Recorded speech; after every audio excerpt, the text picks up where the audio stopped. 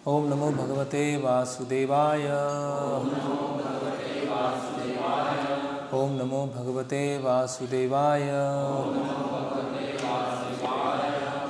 भगवते वासुदेवाय। श्रीमद् भगवद गीता यथारूप अध्याय 5 कर्मयोग कृष्ण भावना भावित कर्म श्लोक क्रमांक 11। कायेन मनसा बुद्ध्या केवलै इन्द्रियैरपि योगिना कर्म कुर्वन्ति संगम त्यक्त्वा आत्मशुद्धयेत। आप शब्द दोहराइएगा। कायेन शरीर से, मनसा मन से, बुद्धया बुद्धि से, केवलै शुद्ध, इंद्रियों से, अपि भी, योगिनः कृष्ण भावना भावित व्यक्ति कर्म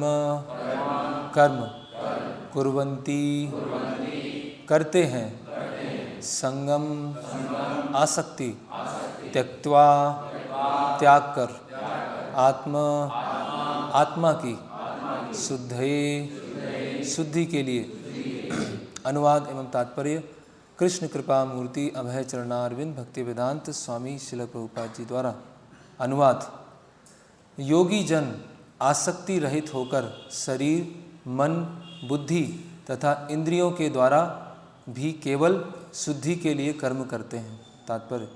जब कोई कृष्ण भावनामृत में कृष्ण की इंद्रिय तृप्ति के लिए शरीर, मन, बुद्धि अथवा इंद्रियों द्वारा कर्म करता है तो वह भौतिक कर्म से मुक्त हो जाता है। कृष्ण भावना भावित व्यक्ति के कार्यों से कोई भौतिक फल प्रकट नहीं होता।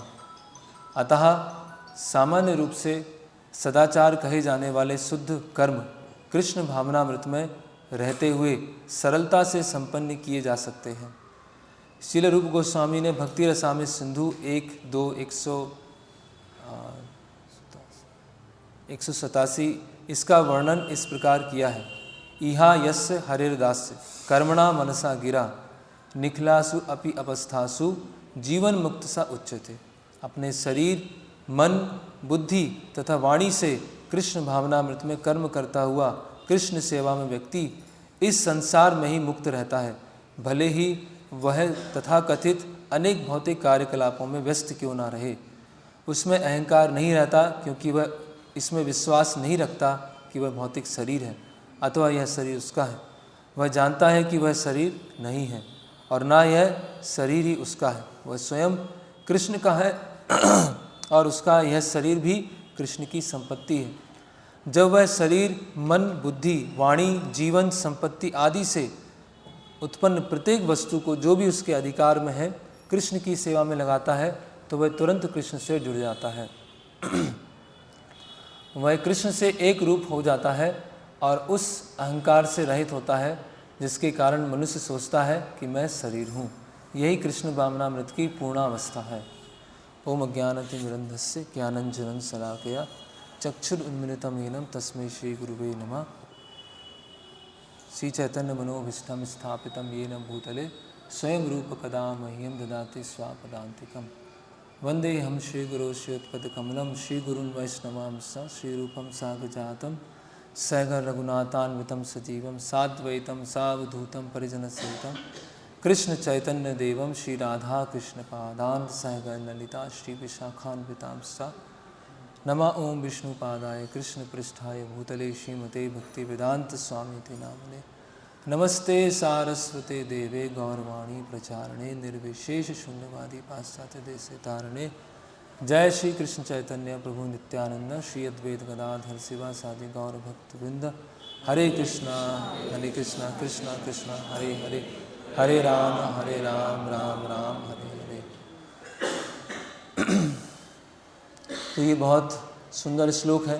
भगवान अर्जुन को 5वें अध्याय में बता रहे हैं कि किसी साधक को कैसे अपना जीवन व्यतीत करना चाहिए। कायेन मनसा बुद्ध्या केवलै इंद्रियैरपि।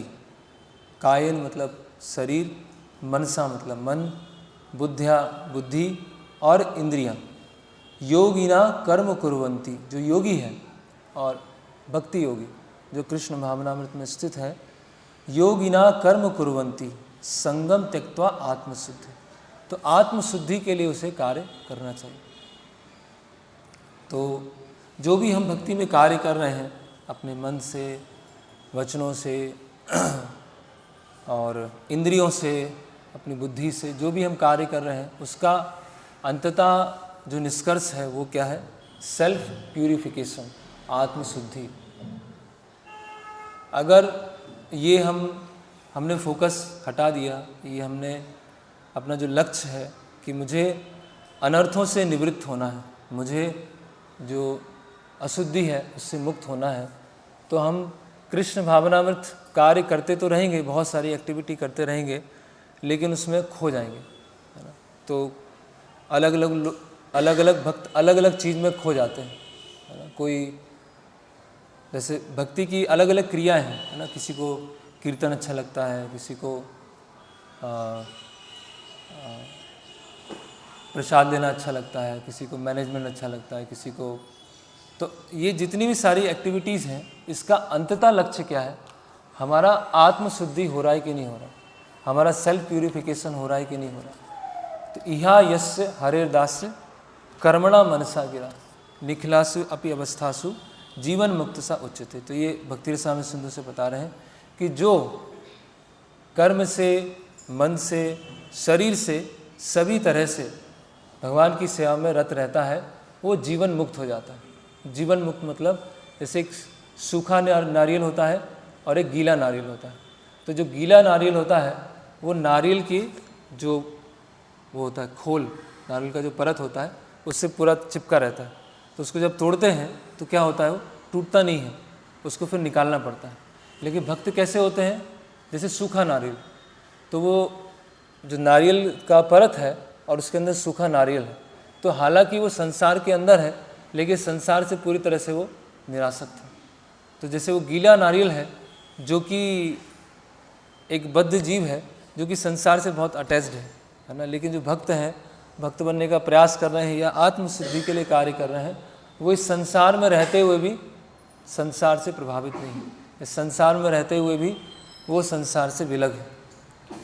तो ये इसी श्लोक के ऊपर महाराज ने एक लेक्चर दिया है, उसके ऊपर हम थोड़ा डिस्कस करेंगे कि कैसे हमारा भक्ति में आके फोकस चेंज हो जाता है।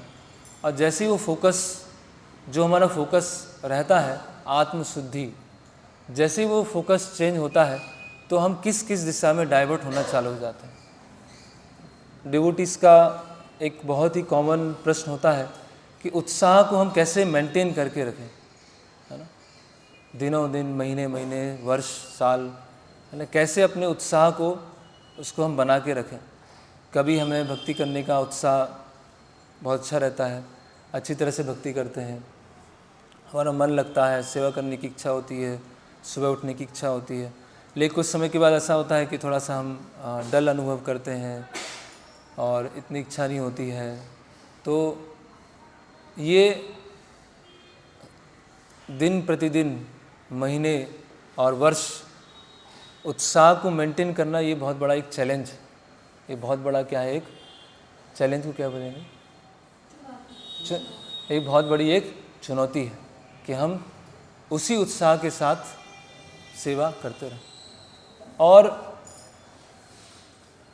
लोग ऐसा बोलते हैं कि कोई जब शुरुआत में आता है तो बहुत उत्साही होता है और धीरे धीरे फिर वो डल होना चालू हो जाता है, लेकिन ये सही नहीं है। अगर वो भक्ति को अच्छी तरह समझा है तो वो डल नहीं होगा। आप देखिए भगवान के कोई भी भक्त हैं, अर्जुन है, हनुमान जी हैं, कोई भी, वो डल है क्या? वो तो पूरा भगवान की सेवा में एकदम तत्पर है। हनुमान जी हैं, सेवा में तत्पर हैं।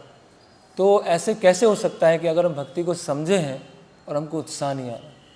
तो अगर हमें उत्साह को हम मेंटेन नहीं कर पा रहे हैं तो कहीं ना कहीं हमारी भक्ति की जो समझ है उसमें कमी है, या फिर हम जो आत्मशुद्धि है, जिस हम किस लिए आए हैं, इस्कॉन में हम किस लिए आए, अल्टीमेटली हम प्योर डिवोटी बनने आए हैं, अपने आप को भगवान को अर्पित करना है, आत्मनिवेदन। हमने बहुत सारे भजन भी गाए, लेकिन वो हमारा फोकस चला गया और हम कहीं अलग अलग दिशाओं में खो गए। तो वो अलग अलग दिशा में कैसे खोते हैं और वहाँ से कैसे निकला जाए, उसके बारे में हम चर्चा करेंगे। तो हम भक्तों के संग में आते हैं या इस्कॉन में आते हैं तो किस लिए आते हैं? हम देखते हैं कि जो बाहर की दुनिया है उसमें लोग एक दूसरे का फ़ायदा उठाना चाहते हैं और उनका जो व्यवहार होता है बहुत ही चालाक होते हैं, है ना, और किसी भी तरह की सरलता नहीं होती है और द्वेष बहुत होता है, जेलेसी होती है और कॉम्प्लेक्स बिहेवियर होता है। तो जब हम बाहर के लोगों से, संसार से डील करते हैं तो संसार में लगता है कि किस पे विश्वास करें हम, है ना। सब तो ऐसे ही है ना, सब अपने मतलब के लिए एक दूसरे के साथ संबंध रखे हुए। वो बॉस है, वो भी किसी एम्प्लॉय को बोल रहा है तो उसका मतलब छुपा हुआ है, एम्प्लॉय किसी की गुणगान कर रहा है तो उसका ही मतलब छुपा हुआ। मतलब हर व्यक्ति म्यूचुअल एक्सप्लॉयटेशन हो रहा है, वो इसका एक्सप्लॉयटेशन करना चाह रहा है, ये इसका एक्सप्लॉयटेशन कर रहा है। बस एक म्यूचुअल क्या है, कॉन्ट्रैक्ट है, तुम मेरा एक्सप्लॉयट करो, मैं तुम्हारा एक्सप्लॉयट करूँगा, इस तरह से चल। और हर व्यक्ति को पता है कि संसार में ऐसे चल रहा है। तो क्या होता है कि व्यक्ति या तो वो संसार में रह नहीं पाता है क्योंकि उसके आसपास ऐसी जगह है, या फिर उनके जैसे बन जाता है कि सब ऐसे चालाक हैं और सब एकदम श्रूड हैं और सब एक्सप्लॉइट करते हैं। तो मुझे अगर इन लोगों के बीच में सर्वाइव करना है, इनके बीच में रहना है, तो मुझे भी उनके जैसा बनना पड़ेगा। या तो मैं उनके बीच में घुटन अनुभव करूँगा या उनके जैसे बन जाऊँगा। तो अगर हम भक्ति में थोड़ा सा इस स्तर पे आए हैं तो हम देखेंगे कि जो अभक्त जन है ना, उनके साथ इंटरनली रहने की इच्छा नहीं होगी हमारी। ठीक है, हम फिजिकली एज एक जिम ऑब्लिगेशन हमें उनके साथ डील करना पड़ता है, चाहे वो कॉलेज हो, स्कूल हो, ऑफिस हो, जॉब हो, घर पे हो, वो हमें करना पड़ता है, लेकिन हमारी अंदर से इच्छा नहीं होती। तो जब हम बाहर, जैसे बोलते हैं, संसार दावा नल नील लोका त्राणाय कारुण्य घना घनत्व प्राप्तस्य कल्याण गुणानवस्य वंदे गुरु से च। तो संसार क्या है, एक दावानल की तरह है ना, उसमें सब तपे जा रहे हैं। तो जब वो भक्तों के संग में आते हैं, तो जैसे भक्तों के संपर्क में आते हैं तो एक ऐसा लगता है कि पता नहीं कौन सी दुनिया में आ गए। एक लगती है, ऐसा चीज़ लगता है कि यही चीज़ तो हम ढूंढ रहे थे, है ना। और यहाँ भक्त हैं जिनका सरल स्वभाव है ना। ऐसा नहीं कि उनको कुछ अल्टीरियर मोटिव है, उनको कुछ हमसे प्राप्त करना है, और सिंपल है, सरल है और प्रेम है। सबको प्रेम चाहिए ना, सबको स्नेह चाहिए। लेकिन बाहर की दुनिया में क्या है, एक दूसरे को बस नोचने के लिए बैठे हैं सब। लेकिन जब हम भक्तों के संपर्क में आते हैं तो वो हमको एक जेन्युइन प्रेम मिलता है, स्नेह मिलता है, एक हम किसी पर विश्वास कर सकते हैं, ट्रस्ट कर सकते हैं। लेकिन बाहर की दुनिया में हम किसी पर ट्रस्ट नहीं कर सकते। तो जब हम भक्तों के संपर्क में आते हैं तो ये चीज़ें हमको मिलती हैं जो चीज़ें बाहर तो पूरी तरह से अनुपस्थित हैं। बाहर वो चीज़ है ही नहीं, है ना। तो और शुरुआत के समय में हमारी जो एक श्रद्धा होती है, बहुत ही सरल श्रद्धा होती है। बहुत ही ऐसे भक्तिविनोद ठाकुर बोलते हैं, आमी तो तुम्हार तुम ही तो हमार की काज अपर धन, कि भगवान आप मेरे हैं, मैं आपका हूँ, और मुझे संसार से क्या लेना देना, है ना। एक सरल, बहुत ही सिंपल, बहुत ही इनोसेंट हमारी एक फेथ होती है सबके प्रति, सभी भक्तों के प्रति एक सम्मान होता है और हर चीज़ बहुत अच्छी लगती है।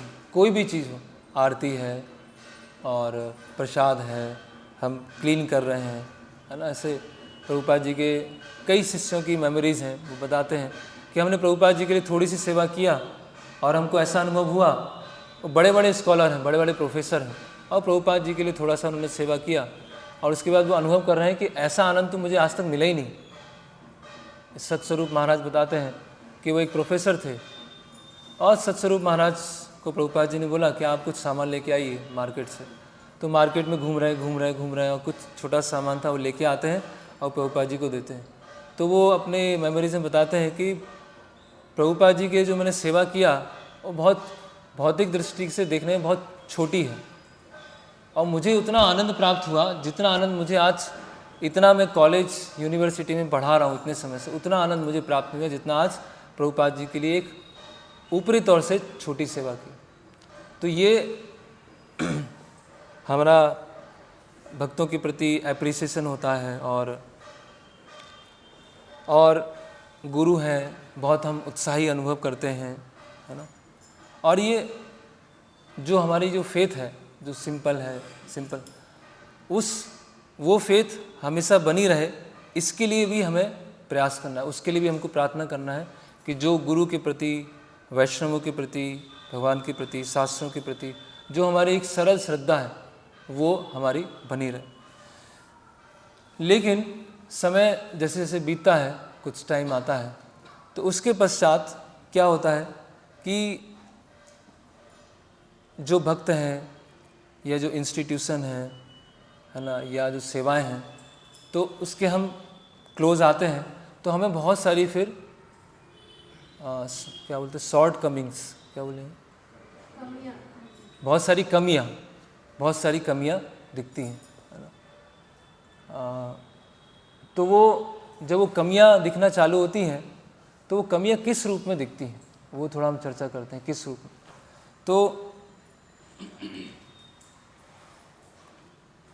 तो एक स्पिरिचुअल ऑर्गेनाइजेशन भौतिक जगत में होना वो अपने आप में क्या है, एक मिस मैच है कि आध्यात्मिक संस्था है और भौतिक जगत में। तो जब कोई आध्यात्मिक संस्था भौतिक जगत में होगी तो उसमें भौतिक जगत के भी कुछ ना कुछ प्रदूषण आना चालू हो जाएंगे, है ना। पावर है, प्रेस्टीज है, सम्मान है, पोजीशन है, ऐसे अलग अलग तरह के एलिमेंट्स आना चालू हो जाएंगे। अभी संस्था बनाई गई है किसके लिए? शुद्ध भक्ति प्रचार करने, भगवान के प्रति, गुरु के प्रति, वैष्णवों के प्रति प्रेम, शुद्ध प्रेम विकसित हो, उसके लिए संस्था बनाई गई, है ना। लेकिन क्या है, क्योंकि संस्था जो फंक्शन कर रही है, जैसे प्रभुपाद जी बोलते हैं जैसे धाम वैकुंठ है ना। तो कल भी बहुत सारे भक्तों ने बोला कि जगन्नाथपुरी वैकुंठ है, मायापुर वैकुंठ है, और भौम वैकुंठ कहते भी हैं, लेकिन सब वैकुंठ चेतना में नहीं होते हैं। समस्या ये है, हम वैकुंठ के अंदर तो हैं, है ना, हम मंदिर के अंदर हैं, मंदिर में रह रहे हैं, वहीं रहते हैं, वृंदावन में है, मायापुर में है, जगन्नाथपुरी में है, हम वैकुंठ में हैं, भगवान के धाम में हैं। लेकिन जैसे भगवान के धाम में भक्त रहते हैं, क्या उसी तरह से हम भगवान के धाम में रह रहे हैं? केवल भगवान के धाम में आना वो वैकुंठ में आना नहीं है। वैकुंठ में आना वैकुंठ की चेतना से, तब हम वैकुंठ में हैं। नहीं तो हम वैकुंठ में आकर उस वैकुंठ चेतना में नहीं है तो फिर हम वैकुंठ में नहीं हैं, केवल एक्सटर्नली एक धाम में है ना, बाहरी तौर से हम उस धाम में हो।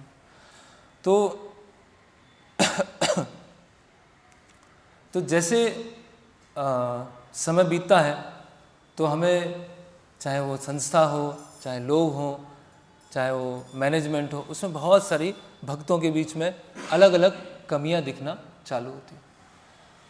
तो कैसे उन कमियों को हटाया जाए? अभी वो कमी रियल भी हो सकती है, वास्तव में भी हो सकती है। ऐसा नहीं हो सकता कि बस ऐसा सोचना, ऐसे प्रारंभ के समय में सोचते हैं कि सब अच्छा है। ऐसे मैं शुरुआत में भक्ति में आया तो नहीं, भक्तों ने लाया, तो जब हम भक्ति में लाया गया तो सब अच्छा लग रहा था, है ना। पहली बार प्रसाद लिया, पहली बार धोती कुर्ता पहना, रथ यात्रा अटेंड किया, तो सब अच्छा लग रहा था। तो कुछ 3-4 साल बीते तो फिर क्या है, अंदर की बहुत सारी कमियां दिखना चालू हो गई, है ना, कि यहाँ पर ये कमी है, यहाँ पर ये कमी आ रही है, यहाँ पर ये कमी है, तो उससे क्या हो गया, मन थोड़ा सा विचलित हो गया। जैसे कॉलेज के समय में एक बेस होता है, बेस मतलब स्टूडेंट हॉस्टल, है ना। तो बेस में बुलाया गया कि आप अपनी पढ़ाई भी अच्छी तरह कर पाओगे और भक्ति भी अच्छी तरह कर पाओगे, इस तरह से बुलाया कि आप बाहर रहते हैं तो बहुत सारे इधर उधर की एक्टिविटीज़ में आपका टाइम वेस्ट होता है, इसीलिए आप यहाँ पे आ जाओ। तो बेस में आए तो बहुत अच्छा लगा, 2-3 महीने तो बहुत अच्छा लगा। फिर बेस में रहते रहते ऐसी स्थिति हो गई कि समय पे प्रसाद नहीं मिल रहा है और पढ़ाई भी नहीं हो रही है और भक्ति भी नहीं हो रही है। तो सोच रहे ये तो कहाँ फंस गए, ना तो हमारी पढ़ाई हो रही है, वहाँ मैं बाहर अच्छी तरह से पढ़ लेता था, और ना मेरी भक्ति अच्छी तरह से हो रही है, बाहर में माला भी करता था।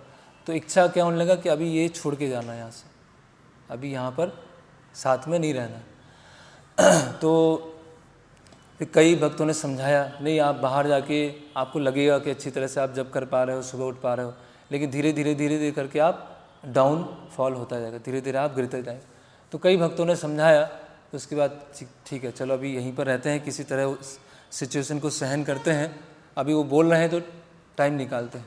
तो धीरे धीरे क्या हुआ कि जैसे ये जो लेक्चर है इसमें महाराज समझाते हैं कि हमारी सरल श्रद्धा होनी चाहिए, लेकिन सरलता के साथ साथ संसार की जो व्यवहारिकता है वो भी हमें समझना चाहिए कि संसार कैसे वर्क करता है, संसार कैसे कार्य करता है। हम श्रील प्रभुपाद जी को देखते हैं तो श्रील प्रभुपाद के ऐसे कई संस्मरण हैं कि श्रील प्रभुपाद जी जो गुरुकुलीज हैं उनको कुछ प्रसाद दे रहे हैं, उनको कुकीज़ दे रहे हैं, तो प्रभुपाद बहुत सरल और बहुत ही इनोसेंट लग रहे हैं, और वास्तव में है भी, ऐसा नहीं लग रहे हैं लेकिन वास्तव में वो ऐसे हैं। लेकिन जब संसार के साथ डील करने की बात आती है तो श्रील प्रभुपाद जी क्या है, बहुत सचेत भी हैं, बहुत सावधान भी हैं कि भौतिक जगत के साथ कैसे डील करना है वो हमें सीखना पड़ेगा, है ना। कोई भी प्रभुपाद की संस्था, अकाउंट्स, उसका फ़ायदा नहीं उठा सकता। प्रभुपाद बहुत तेज भी है और प्रभुपाद बहुत सरल भी है ना। जहाँ सरलता है, भक्तों के साथ में है, सेवा कर रहे हैं, यस, और जहाँ जब भौतिक जगत के साथ डील करने की बात आई तो उसमें फिर हमें व्यवहारिक भी होना चाहिए। प्रभुपाद अपने उदाहरण से समझा रहे हैं। तो जब हम इस चीज़ को समझेंगे कि जब हम भक्तों के साथ में आए हैं तो सभी भक्त उस चेतना में नहीं है जिस चेतना में हमने शुरू में सोचा था। हमने सोचा था सारे भक्त बस वैकुंठ में आ गए, और सारे भक्त क्या हैं, एकदम परफेक्ट है ना। कोई प्रभु जी मिले, प्रभु जी प्रणाम, प्रभु जी दंडवत प्रणाम, माता जी प्रणाम, है ना सबसे। लेकिन 6 महीने के बाद क्या हुआ, 2-3 साल के बाद क्या, अरे प्रभु जी तो ज़्यादा ही कुछ बनते हैं, लेकिन ऐसे है नहीं, बोलते तो बहुत है, करते दूसरा है। इनकी कथनी में और करनी में क्या है अंतर। तो उससे हमें क्या लगता है, हमारे अंदर फिर डाउट आना चालू होता है ना, कि क्या सही क्या है, क्या गलत क्या है। तो किस तरह से, तो फिर हमारा जो एक सरलता है वो फिर चेंज होना चालू हो जाती है। हमारा जो सरल व्यवहार है वो चेंज होना चालू होता है, और फिर हम चाहे वो संस्था है या भक्त हैं, उनको एक जिनके ऊपर हम ट्रस्ट नहीं कर सकते हैं, ऐसा हमारा धीरे धीरे व्यवहार बदलना चेंज हो जाता है ना। तो उस सरलता को कैसे मेंटेन करके रखें वो बहुत इम्पॉर्टेंट है ना। और भक्त मतलब सरल, इनसाइड आउटसाइड सेम। तो सरल भी है और साथ साथ में उसको संसार से डील भी करना। तो कैसे भक्तों के बीच में संशय आते हैं, तो यहाँ पर प्रभुपाद जी के अलग अलग कोट और इससे मैंने इकट्ठा किया है। तो अगर हम भक्तों के साथ बहुत ही रूढ़ व्यवहार करते हैं, अच्छी तरह से व्यवहार नहीं करते, अनावश्यक गुस्सा करते हैं और अपने अहंकार की संतुष्टि के लिए, है ना, सम्मान की इच्छा रखते हैं। कई बार क्या होता है, कुछ भक्तों में चीज़ों को खोदने की बहुत आदत होती है कि चीज़ों को पता करना, ये क्या है, ये क्या है, ये क्या है, ये क्या है ना? तो अगर हमारा भक्तों के साथ इतना संबंध नहीं है, उतना, और वो इतना उसमें कंफर्टेबल अनुभव नहीं कर रहे हैं, तो हम किस लिए आए? हम कृष्ण कथा डिस्कस करने आए हैं, हम प्रभुपाद जी के बारे में डिस्कस करने आए हैं। हम ये तो जानने नहीं आए हैं कि वो कैसा है, ये कैसा है, वो। तो जब भक्त की बात जो कृष्ण कथा है या जो प्रभुपाद जी के बारे में है, वो किस में चेंज हो जाती है? प्रजल्प में चेंज हो जाती है। इसको बोलते हैं प्रजल्प, कि अननेसेसरी एक इन्फॉर्मेशन बैंक बनने का प्रयास करना। जो इन्फॉर्मेशन चाहिए है उसके लिए प्रयास नहीं कर रहे हैं कि कैसे सेवा किया जाए, है ना। आत्मशुद्धि, ये श्लोक जो हमने पढ़ा भगवत गीता में, कि आत्मशुद्धि के लिए कार्य करना। तो अगर हमें कोई चीज़ पता नहीं है और जो हमारी सेवा से रिलेटेड नहीं है, तो उसको हमें जान के क्या, उससे क्या मिल जाएगा? उससे कुछ नहीं मिलेगा। लेकिन वो बद्ध जीव की ये एक आदत होती है कि जो मेन चीज़ होती है, जो सार होता है, उसको छोड़ देते हैं, और सार के अलावा जो आसपास की जो चीज़ें होती हैं उसको वो ग्रहण करना चाहते हैं, है ना। तो इसीलिए क्या होता है, कई लोग इस्कॉन में भी खो जाते हैं। इस्कॉन में भी खो गए, इस्कॉन में ही है, लेकिन इस्कॉन में क्यों आए हैं, भक्ति में क्यों आए हैं? जैसे कॉरपोरेट होता है ना, लोग कॉरपोरेट में रहते हैं और इतने आदी हो जाते हैं। तो उसी तरह से क्या है, यस, इस्कॉन एक संस्था है, लेकिन वो संस्था किस लिए बनाई गई है? आत्मशुद्धि के लिए। संस्था इसलिए नहीं बनाई गई है कि हम अनावश्यक रूप से प्रजल्प करें, अनावश्यक रूप से संसार की या इधर उधर की हम बातें करें, और जो हमारा मेन गोल था, जिस उद्देश्य से हम अपने आप से पूछे कि मैं भक्ति में क्यों आया। महाराज का एक लेक्चर है, महाराज उसमें इस चीज़ को बार बार जोड़ देते हैं कि हम भक्ति में क्यों आए। भक्ति में इसलिए आए कि संसार में क्या चल रहा है, उन भक्त का क्या चल रहा है, इन भक्त का क्या चल रहा है, उनका। तो बस इसके बारे में चर्चा करते रहेंगे, और जब हम जब करने बैठेंगे तो वही चलेगा दिमाग में। तो इससे क्या होगा, धीरे धीरे धीरे धीरे धीरे धीरे एक दिन क्या होगा, हम भक्ति से आउट हो जाएंगे, भक्ति से बाहर। क्यों? क्योंकि हमने एसेंस को छोड़ दिया। किस लिए आए? और इधर उधर की बहुत सारी इन्फॉर्मेशन इकट्ठी कर ली, और फिर हमारे मन में क्या है, वो ऐसे हैं, वो ऐसे हैं, ये ऐसे हैं, वो ऐसे हैं, मुझे तो भक्ति करना नहीं, छोड़ो, मुझे भक्ति करने की इच्छा नहीं। तो जो इतना अच्छा गिफ्ट, इतना अच्छा वरदान जो हमको मिला था चैतन्य महाप्रभु के द्वारा, है ना। चैतन्य महाप्रभु नमो महावदन्य। देखिए भारत भूमि में ही कितने लोग हैं जो चैतन्य महाप्रभु के बारे में जानते हैं, कितने लोग। तो बहुत सारी चीज़ चर्चा करने के लिए, पूरे भागवतम है, पूरा चैतन्य चरितामृत है, भगवद गीता है, वो हम डिस्कस करें, या जो हमारी सेवा हमको मिली है उससे संबंधित बातचीत करें, एक दूसरे को हेल्प करें कि भक्ति में कैसे आगे बढ़े। नहीं तो क्या है, भक्तों के समाज में रहकर अगर हमने ऐसा व्यवहार किया जिसकी वजह से कोई भक्त ऐसा अनुभव कर रहे हैं कि बाहर के लोग और यहाँ के लोग सब एक ही हैं, चाहे हम बाहर रहें, बाहर की दुनिया में रहें या भक्तों के बीच में रहें, इतना क्या अंतर पड़ता है, तो अपने आप भक्ति कर लेंगे। तो एक्चुअली हम प्रभुपाद जी के मूवमेंट के लिए डिससर्विस कर रहे हैं। प्रभुपाद जी की मूवमेंट, प्रभुपाद ने इतना मेहनत करके, इतना संघर्ष करके इस्कॉन की स्थापना की है कि भक्त लोग आए और भक्त लोग मिलकर सेवा करें। और इस तरह से अगर हम व्यवहार करें कि अनावश्यक रूप से गुस्सा है, रूड है ना, अननेसेसरी स्ट्रॉन्ग बिहेवियर, है ना, तो इस तरह से अगर हम व्यवहार करेंगे तो भक्त के यहाँ से चले जाएंगे। और प्रजल्प तो बिल्कुल छोड़ ही देना चाहिए। प्रजल्प मतलब अनावश्यक बात है। यस, अभी ऐसा नहीं कि हमेशा हम ये डिस्कस कर पाएंगे कि प्रहलाद महाराज ने वहाँ क्या बोला है, ध्रुव महाराज ने क्या बोला है, अमरीश महाराज ने क्या बोला है, क्योंकि हमें इस भौतिक जगत में है तो इस संसार की भी कुछ बात करनी पड़ेगी। लेकिन कैसे करेंगे कि अल्टीमेटली हम भगवान की भक्ति तक पहुँचें। जैसे प्रभुपाद जी, एक बार प्रभुपाद जी किसी वो कार रेसिंग होती है ना, कार या बाइक रेसिंग, तो उसका ड्राइवर था, तो प्रभुपाद जी उससे बात कर रहे हैं। प्रभुपाद जी बोल रहे हैं फार्मूला 1, सो कोई ड्राइवर था, उससे बात कर रहे हैं प्रभुपाद बोल रहे हैं अच्छा ये गाड़ी कैसे बनती है, इसमें ये मैकेनिक्स कैसे होता है, यहाँ और आप कितने समय से कर रहे हो, कितने समय से चला रहे हो। ऐसे प्रभुपाद जी ऊपरी तौर से लग रहा है कि बात प्रभुपाद जी बाइक में इतना इंटरेस्ट ले रहे हैं, कार में इतना इंटरेस्ट ले रहे हैं। 1 घंटा निकल गया, 1.5 घंटा निकल गया और प्रभुपाद जी बात किए जा रहे हैं और सब बात क्या चल रही, कार के ऊपर और बाइक के ऊपर। और फिर पॉइंट आया कि जब आप कार रेसिंग में जाते हैं और आपका एक्सीडेंट हो गया तो आपने सोचा कभी, और एक्सीडेंट में आपकी मृत्यु हो गई तो आप कहाँ जाएंगे, ये कभी सोचा? तो व्यक्ति सोचने का ये तो मैंने सोचा ही नहीं।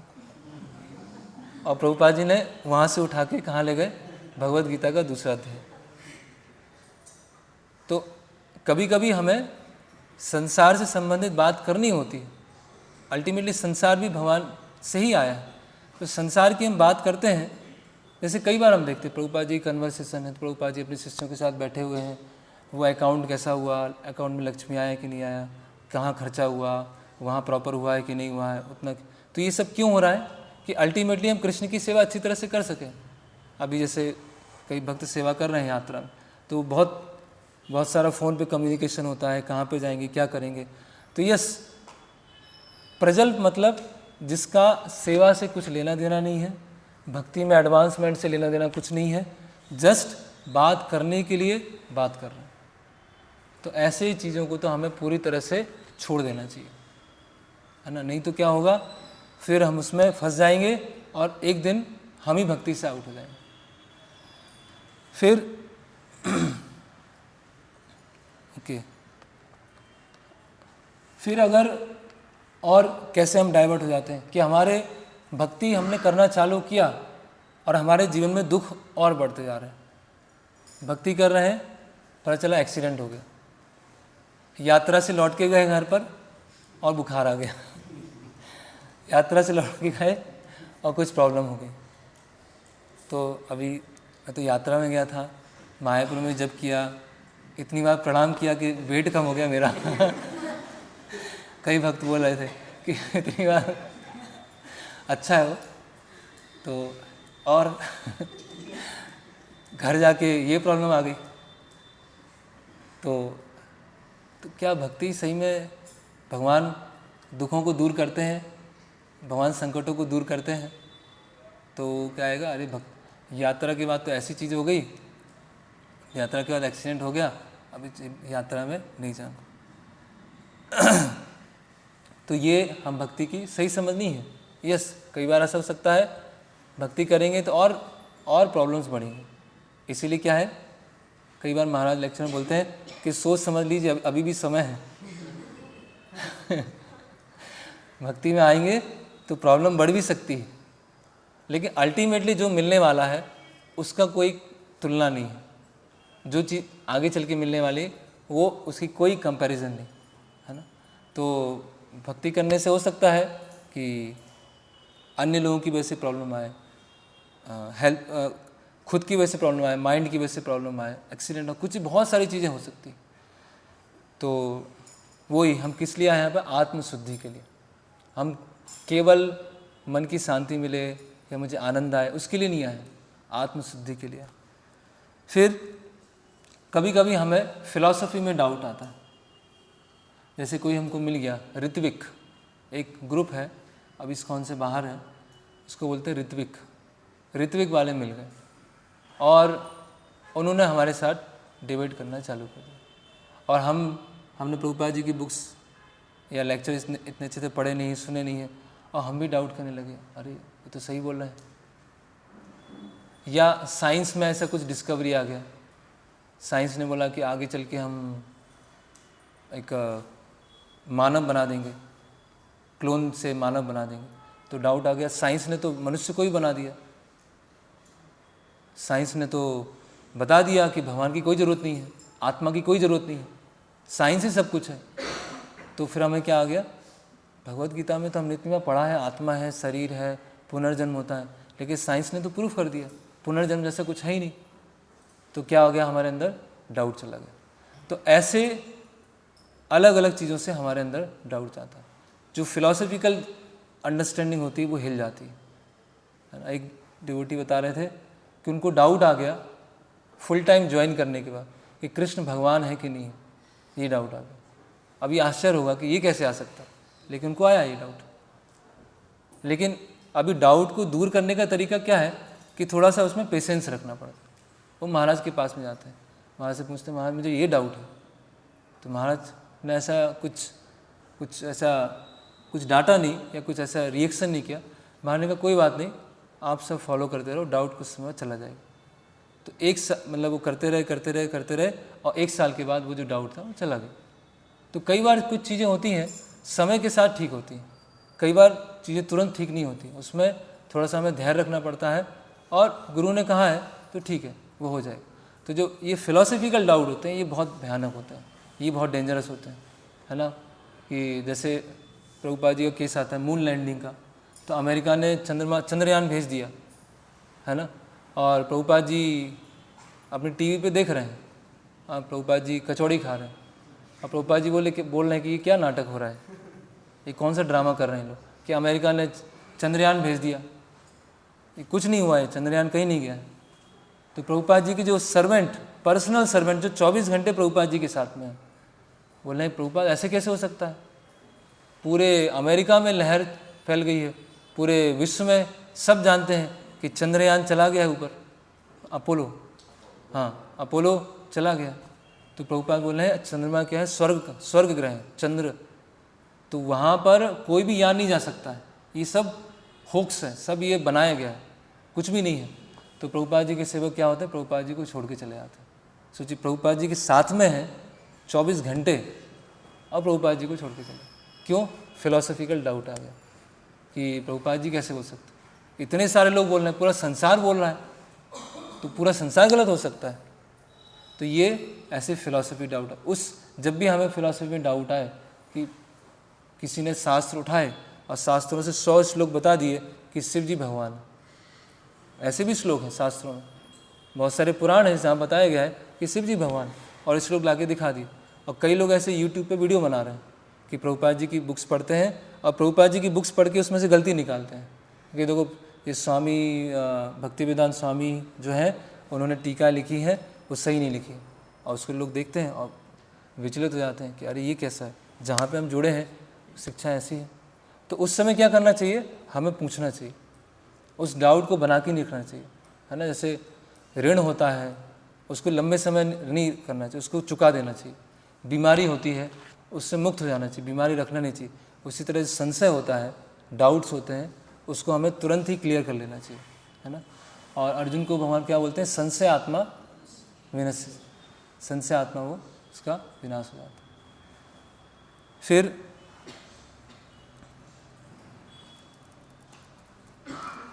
जैसे हमने डिस्कस किया था आध्यात्मिक जगत, मतलब जहाँ पे द्वेष, ईर्ष्या, पॉलिटिक्स और भौतिक इच्छाएं नहीं है, तो कुछ ऐसा होता है। और ये सब वास्तविकता हम इसलिए डिस्कस कर रहे हैं क्योंकि हम सावधान रहें, ऐसा होगा, क्योंकि सब वैकुंठ चेतना में नहीं है, ऐसा भक्तों के समाज में होता है। एक भक्त दूसरे भक्त के मन में डाउट भी डालते हैं, अरे इतनी ज़्यादा समर्पण की आवश्यकता नहीं है ना, थोड़ा अपना भी बना के रखना चाहिए। इतना ज़्यादा विश्वास है ना, मंदिर में ही घुसे हुए हैं, मंदिर की सेवा कर रहे हैं, है ना, इतना ज़्यादा विश्वास करने की आवश्यकता नहीं है ना। वो दूसरों के मन में डाउट डालते हैं, वो और डेंजर होते हैं, है ना, कि अलग अलग तरह से कि पता नहीं है वो प्रभु जी तो जाना ही बनते हैं, ऐसे है नहीं, मैं उन्हीं के साथ रहता हूँ और वो क्या करते हैं मुझे पता है, मंगला आरती में नहीं आते हैं, वो लेक्चर में तो बहुत ऊपर की बात बोलते हैं और खुद पालन नहीं करते हैं, ऐसे। और क्या होता है, ऐसा बोलते हैं, कई लोग बोलते हैं। और ये वास्तविकता में चर्चा करने की आवश्यकता है जिससे हम भक्ति में परिपक्व बने।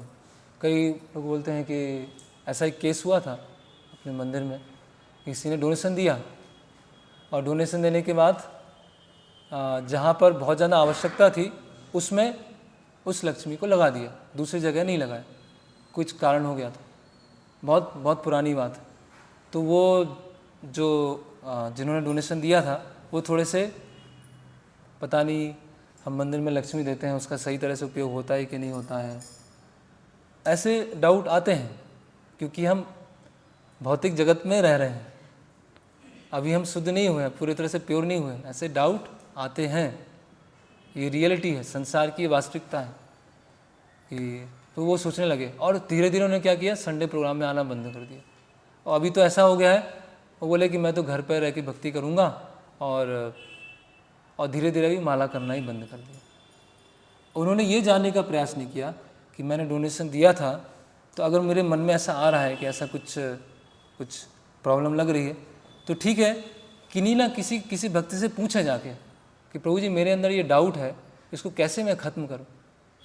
अगर हमने डाउट को बना के रखा तो धीरे धीरे क्या होगा, वो छोटे से बीज से पेड़ बन जाएगा, और जब वो पेड़ बन जाएगा तो भक्ति में पूरी तरह से हमें उखाड़ के फेंक देगा। तो इसीलिए हमें उसको तुरंत ठीक कर लेना चाहिए। फिर तो गुरु महाराज बताते हैं अपना व्यक्तिगत अनुभव कि महाराज को सबसे पहले जो बुक प्राप्त हुई, कृष्णा बुक 2nd वॉल्यूम। तो महाराज ने वो कृष्णा बुक पढ़ना चालू किया, पढ़ते गए। तो महाराज ने कहा कि ये जो बुक है जो बहुत ही एकदम परफेक्ट है, जिसमें फिलॉसफी बताई गई है, आज तक मैंने ऐसा पढ़ा नहीं, लेकिन मुझे लगता नहीं है कि ऐसा लोग पालन करने वाले कहीं होंगे। फिलॉसफी तो बहुत उच्च है और एक परफेक्ट है, इसमें किसी भी तरह की कोई कमी नहीं है, लेकिन मुझे नहीं लगता है कि ऐसे कोई पालन करने वाला यहाँ संसार में कोई होगा। महाराज का ऐसा निष्कर्ष। तो महाराज एक बार लंदन में थे और साइकिल चलाते हुए, विंटर का सीज़न था, बर्फ़ पड़ी थी, और साइकिल चलाते चलाते महाराज कहाँ पहुँचते हैं, भक्ति वेदांत मैनर, और इतनी बर्फ़ तेज़ हुई कि वो लौट नहीं पाते, मंदिर में रुक जाते हैं। और मंदिर में रुकते हैं, तेज़ ठंड थी, तो मंगला आरती के लिए उठना है, तो उठा दिया जाता है 3:30 बजे। अभी एक शावर है और नहाने वाले 15 लोग खड़े हैं लाइन से, और आपको 3 से 4 मिनट मिलेगा स्नान करने के लिए। तो महाराज सोचने लगे कि यहाँ तो सब सीरियस हैं, सब उठ रहे हैं सुबह। फिर स्नान किया, फिर मंगला आरती में आए, फिर देखा कि सब जंप उछल रहे हैं, नाच रहे हैं, उनका जीवन ऐसा है, 4 नियमों को फॉलो कर रहे हैं। तो महाराज बोले कि हाँ ये सही जगह है। तो हाई फिलॉसफी हाई स्टैंडर्ड, ऐसे नहीं हाई फिलॉसफी और लो स्टैंडर्ड। तो उच्च फिलॉसफी तो बहुत उच्च है कि ये करना है, लेकिन हमारे जो स्टैंडर्ड्स हैं वो एकदम लो है। तो उससे क्या होगा, व्यक्ति, इसलिए प्रभुपाद जी अपने अंतिम समय में बोले कि पूरे संसार में एक ऐसा इंस्टीट्यूशन होना चाहिए जो एकदम परफेक्ट प्योर हो। कि बाकी चीज़ें तो हैं, बहुत सारी संस्थाएं हैं, किसी को ये चाहिए वहाँ मिल जाएगा, किसी को ये चाहिए वहाँ मिल जाएगा, ये चाहिए वहाँ मिल जाएगा, किसी को शुद्ध कृष्ण भावनामृत चाहिए तो उसके लिए एक संस्था होना चाहिए। हमारा प्रभुपाद अंतिम समय में ऐसा एक स्टेटमेंट बोलते हैं। तो ये फिर कभी कभी आता है कि जो डिवोटीज़ हैं, हाँ, कभी आता है कि हम अपनी भक्ति स्वयं कर लेंगे। हमें जब भी पता चल गया है, पढ़ाई पता चल गई है, सब कुछ, ऑनलाइन आरती भी आ गई है ना, अभी तो ऑनलाइन रथ यात्रा भी चालू हो गई है। ऑनलाइन प्रसाद नहीं हो सकता, लेकिन ऑनलाइन प्रसाद कैसे होगा? नहीं, ऑनलाइन नहीं, ऑनलाइन ही खाना है आपको, ऑफलाइन नहीं खाना है। तो ऑनलाइन लेक्चर हो गया, ऑनलाइन रथ यात्रा हो गई, ऑनलाइन आरती हो गई, तो ऑनलाइन प्रसाद दे दिया कि देख के आप संतुष्ट हो जाओ बस, तो वो नहीं होगा। तो अपनी भक्ति हम स्वयं कर लेंगे, हमें भक्ति की किसी के अन्य की आवश्यकता नहीं है ना। और कोई भी भक्त है, कोई भी सीनियर डिवोटी है, कोई मुझे समझता ही नहीं है, कोई मुझे समझ नहीं रहा मैं क्या करना चाह रहा हूँ, मेरे साथ कोई मुझे समझ नहीं रहा, तो कोई भी नहीं समझ रहा है, तो हम तो उसके लिए क्या सबसे अच्छा तरीका क्या है, जब हमारे मन में ऐसा आए, जैसे कोई भी हम प्रॉब्लम से फेस कर रहे हैं, हो सकता है बहुत सारे जो डिवोटीज़ हैं बहुत अधिक व्यस्त हैं और अलग अलग चीज़ें चल रही हैं और हम सोचे कि कोई भी मुझे समझ नहीं रहा है, अपने आप को अकेला अनुभव करने लगे और धीरे धीरे हम भक्ति से स्लिप हो जाए। उसके लिए सबसे अच्छा तरीका है, और ये चीज़ महाराज से मैंने सीखी है कि महाराज के पास जब कोई मिलने जाता है तो महाराज से कोई बात करता है तो महाराज बहुत ध्यान से सुनते हैं, कोई इंटरप्शन नहीं, महाराज सुनेंगे पूरी बात और पूछेंगे और कुछ बोलना है आपको, और कुछ बताना है, और कुछ बताना है, तो बताते जाएंगे। महाराज पूरी बात सुन लेते हैं और फिर महाराज स्वयं बताते हैं, अच्छा आप ऐसा कीजिए, ये कीजिए। तो इसीलिए हमें बिल्कुल अपने सरल हृदय से बात को प्रस्तुत करना है, उसमें पहले से हमारी कोई धारणा नहीं होना चाहिए और अपना कोई परसेप्शन लेके नहीं जाना है, और क्लियर कट जाके बात करनी है कि ऐसा है, मैं ऐसा सोचता हूँ, मैं ऐसा सोचती हूँ, मेरे अंदर ये डाउट है, मुझे ये ठीक नहीं लग रहा है, आप बताएं, क्लियर कट और बताते हैं। तो उसके लिए एक म्यूचुअल ट्रस्ट होना चाहिए, एक म्यूचुअल विश्वास होना चाहिए। लेकिन अगर हमें सोचें कि कोई मुझे समझ ही नहीं रहा है, कोई मुझे जान ही नहीं रहा है, तो वो क्या है, फिर हमारी समस्या हो सकती है कि हमें ट्रस्ट नहीं आ पा रहा है, हमें विश्वास नहीं आ पा रहा, किसी न किसी पे ट्रस्ट करना होगा, है ना। तो वो एक विश्वास होगा और हम क्लियर कट बताएंगे तो क्या हो जाएगा। और ऐसा प्रभुपाद जी के एक शिष्य हैं मणिधर प्रभु, वो महाराज के बारे में बताते हैं, है ना, कि जब ये कुछ कंट्रोवर्सी चल रही थी तो महाराज बोलते हैं कि ये जो मैं विवादास्पद बातों में बोलता हूँ कि माताओं को दीक्षा गुरु नहीं बन सकते, ऐसे बहुत सारी बातें चल रही थी। तो महाराज बोलते कि मैं डिस्कशन करने के लिए तैयार हूँ, लेकिन मेरे साथ कोई डिस्कशन कर ही नहीं रहा है। मैं ओपन हूँ कि मुझसे बात करें कि शास्त्रों में कहाँ दिया है कि माताएं दीक्षा गुरु बन सकते हैं, कहीं नहीं दिया है, बहुत ही रेयर स्टेटमेंट। तो महाराज बोल रहे हैं कि मैं तैयार हूँ चर्चा करने के लिए, लेकिन कोई भी मेरे पास आ ही नहीं रहा चर्चा करने के लिए, और पहले से ही एज्यूम करके चल रहे हैं कि ये जो बुक है आज की नारी कल की संस्कृति, ये तो मतलब इसकी आवश्यकता नहीं है। तो कहने का मतलब क्या है कि जब हम अपना मन और हृदय खोलकर किसी से चर्चा नहीं करेंगे, डिस्कशन नहीं करेंगे, हमारे अंदर वो परसेप्शन होगा, एजम्पशंस होंगे, तो फिर धीरे धीरे क्या हो जाएगा, फिर भक्ति से हम आउट हो जाएंगे।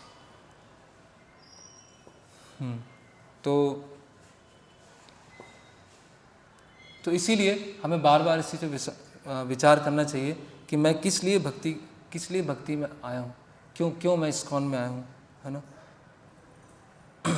तो यस, तो ये भक्तों में फिर क्या होता है, कभी कभी इस तरह से डाउट आते हैं कि जैसे मैंने बताया कि एक भक्त है, दूसरे भक्त के मन में डाउट डालना चालू करता है ना। एक भक्त है, दूसरे मन, ऐसा होता है, बहुत साधारण है। इसको बोलते हैं पॉलिटिक्स, इसको बोलते हैं राजनीति। ये छोटी पॉलिटिक्स कि आप एक तीसरे भक्त के प्रति दूसरे भक्त के मन में डाउट डाल रहे हैं, जिसकी वजह से वो क्या है, वो तीसरे भक्त के प्रति आप उसकी दूसरे भक्त की इमेज कैसी बन जाए कि हाँ ये तो ऐसा। तो ये एक बहुत गलत चीज़ है, और इसकी वजह से भक्तों के आपस में जो संबंध हो जाते हैं एकदम खराब हो जाते हैं, और फिर वो भक्ति से ही च्युत हो जाते हैं। तो इस तरह से हमें ये करने का प्रयास नहीं करना। फिर हम देखते हैं कभी कभी कोई भक्त बहुत समय से भक्ति कर रहे थे, 10 साल से, 15 साल से, 20 साल से, है ना, और ऐसा सुनने को मिलेगा कि अभी वो भक्ति में नहीं है, अभी भक्ति में नहीं है। ऐसा होता है कभी कभी कि, और इसकी वजह से अंदर अंदर चर्चा, ये सब अंदर अंदर चर्चा ना हो, इसके लिए लेक्चर है कि कोई जैसे मंदिर में रह रहा है, मंदिर में कोई ब्रह्मचारी है और 15 साल से ब्रह्मचारी है, 20 साल से ब्रह्मचारी हैं, पूरे हर जगह प्रचार करते थे, और किसी कारणवश उनको अपना आश्रम चेंज करना पड़ा। ऐसा हिस्ट्री में हुआ है, प्रभुपाद जी के समय हुआ है और कुछ वर्ष पहले भी हुआ था। तो मन में 2 तरह के संशय आएंगे, है ना। पहला संशय आएगा वो इतने समय से भक्ति कर रहे थे, उनके साथ ऐसा हो गया, तो मैं तो कहाँ का हूँ, मैं तो बहुत ही छोटा नन्ना मुन्ना भक्त हूँ मेरे साथ क्या होगा मैं तो माया की आंधी चलेगी उड़ा ले जाएगी मुझे, मैं तो कहीं लगूंगा नहीं। तो ये डाउट आता है, पता नहीं भक्ति प्रोसेस परफेक्ट है कि नहीं, सही है कि नहीं है ना। एक ये डाउट आने लगता है कि इसीलिए थोड़ा सा हर चीज़ को मेंटेन करके चलना, हर चीज़ को बैलेंस करके चलना। वो इतने समय से थे, उनके साथ ये हो गया, तो पता नहीं मेरे साथ हो जाएगा ऐसा, पहले ये डाउट आता है। और दूसरा क्या बात होती है, अंदर अंदर वो बातचीत चलती रहती है, पता नहीं क्यों गए, ऐसा क्यों हुआ, ये क्यों हुआ। अभी जो टेम्पल में भक्त हैं उनसे पूछ लें कि ऐसा स्थिति क्यों हुआ, तो बता देंगे कि इस तरह से हुआ। और आप जैसे हम देखते हैं कि जैसे आर्मी है, तो आर्मी में जो जवान होते हैं वो युद्ध लड़ने जाते हैं, और जब युद्ध लड़ने जाते हैं तो कई लोग घायल हो जाते हैं और कई लोगों की मृत्यु हो जाती है। तो अगर कुछ लोग घायल हो गए हैं और कुछ लोगों की मृत्यु हो गई, इसकी वजह से ऐसा है कि आर्मी में जाना बंद कर देंगे कि हम तो आर्मी में नहीं जाएंगे। क्यों? क्योंकि लड़ने जाते हैं तो कोई घायल होकर आ जाता है, कोई मर के आ जाता है, तो हम आर्मी में नहीं जाएंगे। तो इसी तरह से भक्ति मतलब क्या है, माया से युद्ध है। हम भक्ति कर रहे हैं और अगर हमने अनर्थों को ओवरकम नहीं किया, अनर्थों को नहीं निकाला, तो क्या होगा, से प्रभुपाद बोलते ब्लूप, गायब हो गए। ऐसे पत्थर को पानी में डालते हैं और नीचे गया, आवाज़ ब्लूप, अब वो गायब हो गया। तो ऐसा होता है, कई बार भक्त क्या आते गायब ही हो जाते हैं, किसी दूसरे डायमेंशन में चले जाते हैं, कहीं दूसरी जगह चले जाते हैं, है ना। तो इसीलिए अगर ऐसी चीज़ दिख रही है, कहीं भी मंदिर में दिख रही है, भक्तों के बीच में दिख रही है, अकाउंट्स में दिख रही है, कहीं भी कोई ऐसी चीज़ दिख रही है, तो उसको हम पूछ लें, क्योंकि अंदर अंदर बात करेंगे तो वो जो हमारे अंदर डाउट है वो ट्रांसफ़र होता जाएगा और अंदर एक डिसट्रस्ट का माहौल हो जाएगा, एक अविश्वास का माहौल क्रिएट होगा। अब वो अविश्वास का माहौल इतना ऐसा होता है, इतना अजीब हो जाता है कि वो अविश्वास का माहौल इस तरह से हो जाता है कि अंदर ही अंदर वो चलता रहता है और फिर भक्ति लता हमारी पूरी तरह से वो सूख जाती है। फिर हमें केवल ऐसा लगता है कि बस कि इस्कॉन में भी सब कुछ क्या है, वही है। तो ये बहुत डेंजरस है। और दूसरा क्या है कि एक एक्चुअली ये नोट्स बहुत फैले हुए हैं, इसीलिए मुझे बार बार देखना पड़ रहा है। एक हमारा एटीट्यूड होता है डिफेंसिव एटीट्यूड, कि अपने आप को हम डिफेंस को क्या बोलेंगे, बचाओ। तो हर किसी का एक एटीट्यूड होता है कि कैसे खुद का बचाव किया जाए।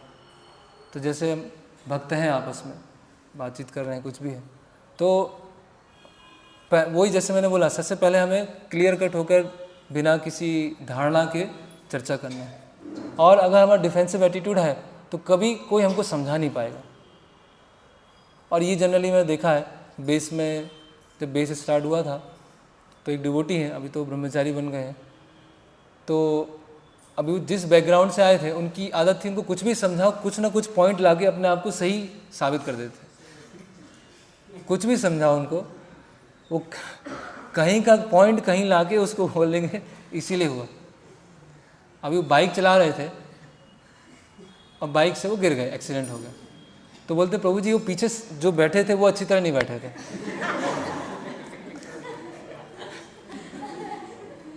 अभी क्या उनको क्या समझाएंगे। ऐसे कई चीज़ें, प्रसादम, आपने प्रसादम छोड़ दिया, प्रभु जी उन्होंने भी तो छोड़ा है। अरे आपकी बात चलिए, आप सुनो ना, उन्होंने क्या किया उससे क्या मतलब। ऐसे आप मंगला आरती में नहीं आए तो मतलब तुरंत वो एक डिफेंस करना, इस सब की आदत होती है कि तुरंत उसका प्रतिकार करना। पहले सुन तो लें हम, वो बोल क्यों रहे हैं, बात क्या चल रही, पहले पूरी बात सुन लें। आधी बात में ही हमने डिफेंस करना चालू कर दिया तो क्या होगा, फिर जो गुरु हैं या सीनियर भक्त हैं फिर वो हमको समझा नहीं पाएंगे, वो बता नहीं पाएंगे, क्योंकि तुरंत क्या आएगा, तुरंत तलवार निकल आएगी। ऐसा बहुत कॉमन है कि चीज़ों को फिलोसफाइज करना, चीज़ों को अपनी गलती को फिलोसफाइज करना। जब महाराज एक बार बता रहे थे कि महाराज वृंदावन परिक्रमा कर रहे थे और वृंदावन परिक्रमा करते करते एक समाधि में पहुंचते हैं और वहाँ समाधि में पहुंचते हैं प्रबोधानंद सरस्वती समाधि। तो वहाँ पे एक भक्त मतलब कोई बाबा जी थे, तो वो बीड़ी पी रहे थे। तो महाराज बोलते हैं कि आप वृंदावन में हैं और इतने परम वैष्णव उनकी समाधि के पास में रहते हैं, बीड़ी पी रहे हैं। तो वो बोलते हैं क्या करें स्वामी जी, असत्संग, असत्संग का प्रभाव है। बस अभी उनको क्या समझाएंगे, मतलब उनको पता है गलत ये है और बहुत खुश होके बोल रहे हैं क्या करें, असत्संग है। तो ये अपने आप को डिफेंस करना, अपने आप का बचाव करना, उससे क्या है फिर हृदय के अंदर जो ग्रंथियाँ बंधी हैं वो टूट नहीं पाएंगी, वो खुल नहीं पाएंगी, क्योंकि हमने क्या कर लिया, अपने आप को डिफेंस कर लिया, हमने आपको क्या कर लिया, फिलोसोफाइज कर लिया।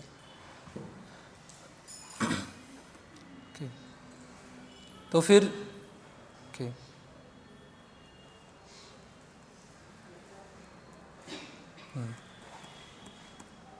तो इसीलिए और भी कई चीज़ें हैं।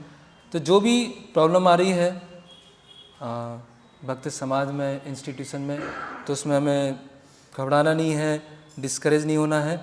हर चीज़ यहाँ पे टेम्परेरी है। जो हमारी प्रॉब्लम है वो भी टेम्परेरी है, या जो हमारे मन में समस्या आ रही है वो भी टेम्परेरी है। अल्टीमेटली उसका भी कोई अस्तित्व नहीं है।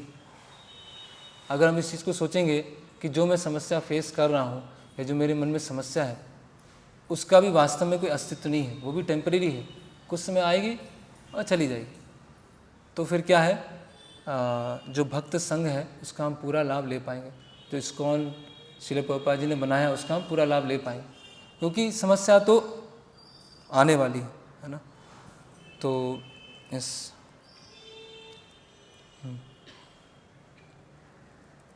फिर कभी कभी समस्या आती है अगर किसी को टोक दिया गया, ये भी एक समस्या है। जब कोई भक्त नए होते हैं तो उनको थोड़ा समझाना, टोकना आसान होता है। जब वो सीनियर डिवोटी बन जाते हैं तो उनको समझाना थोड़ा सा मुश्किल हो जाता है। क्यों? वो डिफेंसिव। तो किसी को टोक दिया, मान लीजिए कोई अच्छी तरह से सेवा कर रहे हैं और कुछ गलती हो गई, उनको बोला कि आप ऐसे कीजिए, तो उनको तो बहुत प्रसन्न होना चाहिए कि हाँ मुझे पता नहीं था और ये सही चीज़ है। तो बोलेंगे अरे आपको क्या पता, कितना सेवा कर रहा हूँ, कितने समय से कर रहा हूँ, आपने जाके बोल दिया। तो या रिकॉग्निशन नहीं मिलना, सम्मान नहीं मिलना, सम्मान नहीं मिला, रिस्पेक्ट नहीं मिला, तो उसकी वजह से क्या हुआ, सेवा करने की जो वृत्ति थी वो धीरे धीरे वो कम हो गई। और यस, तो इसीलिए जैसे महाराज कई बार बोलते हैं कि कृष्ण भावनामृत क्या है, Krishna consciousness is always hopeful. ऐसा कभी चीज़ नहीं है कि हम कृष्ण भावनामृत में हम निराश हो गए और कुछ नहीं है। हमेशा हमारे जो अनर्थ हैं, हमारी जो समस्याएं हैं, वो उससे ज़्यादा शक्तिशाली, उससे सबसे ज़्यादा बलवान भगवान की कृपा है। अगर हम इस पे विश्वास है कि भगवान की, गुरु की और वैष्णवों की कृपा हमारे अनर्थों से कहीं गुना बड़ी, तो उस कृपा की हम आशा रखते हुए और जो भी समस्या आ रही हैं उसमें ये सोचते हुए कि अल्टीमेटली ये सब टेम्परेरी है, ये सब चला जाएगा। हम खुद देख सकते हैं कि जब बच्चा छोटा होता है तो बहुत सारी समस्या आती है, लेकिन पेरेंट्स को क्या लगता है ये छोटी सी बात में समस्या में बच्चा ले रहा है। जैसे हम देख रहे थे कि कृष्ण प्रेम है, कुछ छुड़ा लिया तो वो एकदम गुस्सा हो गया, लेकिन बाकी लोग देखेंगे तो कैसे लगेगा कि अभी छोटी सी बात में वो ऐसे गुस्सा हो रहा है, लेकिन वो क्या सोच रहा है, मेरे लिए बस यही चीज़ है। तो इसी तरह से जो गुरु हैं या आचार्यगण हैं, उनके सामने भी हम सब क्या है, बच्चे हैं।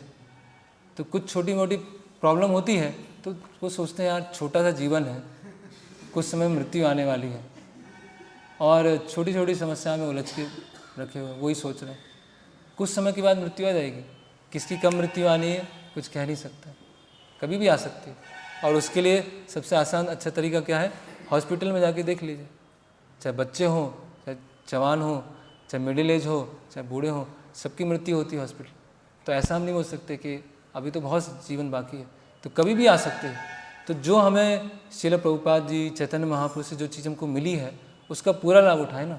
उसमें क्यों हम ये जो अविश्वास है या दुख है या फिलॉसफिकल प्रॉब्लम है ना, या क्रिटिसाइज़ करना है ना, किसी के अंदर डाउट डालना है, चीज़ों को निकालना है, ये सब चीज़ों को क्यों पढ़ें हम? जिसलिए हम आए आत्मशुद्धि के लिए आए। क्यों आए इसको हम? आत्मशुद्धि के लिए आए। छोटा सा जीवन है, किसी समय समाप्त हो जाएगा, है ना। तो ये इसके साथ हम यहाँ पे समाप्त करते हैं। हरे कृष्णा। किसी का कुछ डाउट हो तो पूछ सकते हैं। जैसे आपने बताया कि किसी भक्त के बारे में हम बताते हैं, किसी को वो तो सही चीज़ बता रहे हैं उसको, उसका नेचर ऐसा है या ऐसे है, तो गलत कैसे हुआ? प्रश्न ये है कि अगर हम एक भक्त को बता रहे हैं किसी अन्य भक्त के बारे में तो सही चीज़ बता रहे हैं, लेकिन बताने का भी एक तरीका होता है, क्योंकि आपके हृदय में भावना क्या है वो आपके शब्दों में दिख जाती है। कि अगर आपके हृदय में भावना है कि उस भक्त को मुझे उसकी टांग खींचनी है, तो जब आप उसको बताएंगे तो उसका इसी तरह से पिक्चर बताएंगे, उसको इस तरह से प्रदर्शित करेंगे कि वो तो बिल्कुल ही ऐसा है और कोई संग लेने की आवश्यकता नहीं। और अगर हम इस तरह से बताएंगे कि वो अच्छी सेवा करते हैं, काफ़ी समय सेवा कर रहे हैं, लेकिन थोड़ा उनको भक्ति में संघर्ष है, अपने मन से संघर्ष कर रहे हैं, लेकिन कुछ समय के पश्चात वो ठीक हो जाएंगे, तो आप इस चीज़ को ध्यान रखिएगा। तो बताने का तरीका भी अलग अलग होता है। एक बताना है, जैसे वो कहीं की स्टोरी भी आती है कि वो मतलब किसी को वो क्रिटिसाइज करते जाते हैं, हाँ, कि अगर कोई व्यक्ति है, प्रभुपाद बताते हैं भूत वाली स्टोरी कि एक आदमी था, तो उसके दोस्तों ने सोचा कि उसके साथ कुछ मजाक करते हैं। तो वो आदमी निकला और उसके दोस्त ने बोला देखो भूत आ गया, भूत आ गया। तो बोलता है कि भूत कहाँ से आ गया? फिर और आगे चलता है, फिर दूसरा व्यक्ति बोलता है अरे देखो भूत आ गया, भूत आ गया, उससे दूर रहना। तो फिर ध्यान नहीं देता। फिर चौथा व्यक्ति बोलता है, फिर पांचवा व्यक्ति बोलता है, तो उसको खुद लगने लगता है मैं भूत हूँ क्या? अभी कई लोग उसको वही चीज़ बोलते रहेंगे, तो उसके मन में भी आएगा ना, सब बोल रहे हैं तो पता नहीं ये। तो इसी तरह से तो अगर हम किसी भक्त के बारे में बता रहे हैं तो बताने के पीछे भी भावना होती है ना हमारी, वो ज़्यादा ज़रूरी है। और कोई प्रश्न?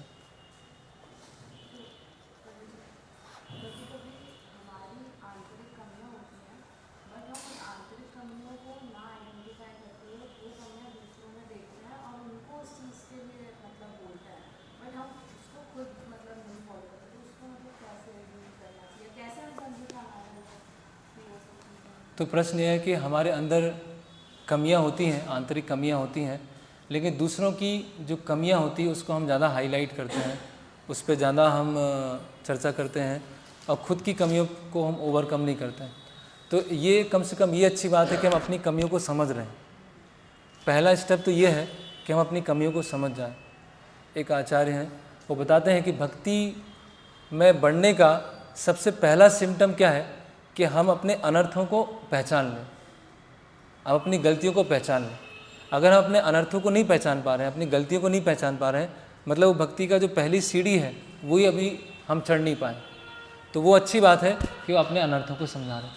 लेकिन अभी समस्या क्या है कि दूसरों के अनर्थ हमें अधिक दिख रहे हैं। तो क्या मैं उस पोजीशन पे हूँ कि मैं उनको करेक्ट करूँ? क्या मैं उस स्थिति पर हूँ कि मुझसे सुनने के लिए तैयार है? मैं अपनी अथॉरिटी को डिमांड तो नहीं कर रहा हूँ कि क्योंकि मैं सीनियर हूँ और या मैं कुछ समय से जुड़ा हूँ तो मैं दूसरों को करेक्ट कर सकता हूँ। अगर वो हमारा क्षेत्र नहीं है तो उसको छोड़ दें, उसको हम करेक्ट नहीं करें, उसको मत सोचें। और जो उनको करेक्ट कर सकते हैं उनको बता दें, तो वो अपने हिसाब से डील करेंगे। तो जो करेक्ट करने की सेवा है हम खुद ना लें। ये सेवा हम बहुत जल्दी ले लेते हैं दूसरों को करेक्ट करने के लिए, ये करो, ऐसा करो, ये करो, खुद नहीं कर रहे हैं और दूसरों को हम करना चालू कर देते हैं। तो ये अच्छा नहीं है। और ऐसा भी नहीं है कि कोई बहुत बड़ी मेजर मिस्टेक कर रहा है तो हमें उस पर ध्यान नहीं देना है, वो तो प्रभु जी देखेंगे, हमें उससे क्या मतलब, हमें तो अपनी माला करना है, वैसा भी नहीं है। हमें देखना भी चाहिए कि अगर कुछ व्यवहारिक समस्या आ रही है तो ठीक है, हम बहुत ही पोलाइट तरीके से, अच्छी तरीके से, बिना किसी घृणा रखते हुए उसको हम प्रस्तुत कर सकते हैं, या फिर जो ऊपर है उनके पास, उनकी नज़र में वो लेके आ सकते हैं, तो इस तरह से वो हो जाएगी। और प्रभुपाद जी एक शब्द उपयोग करते हैं, यूटोपियन। यूटोपियन को क्या बोलेंगे?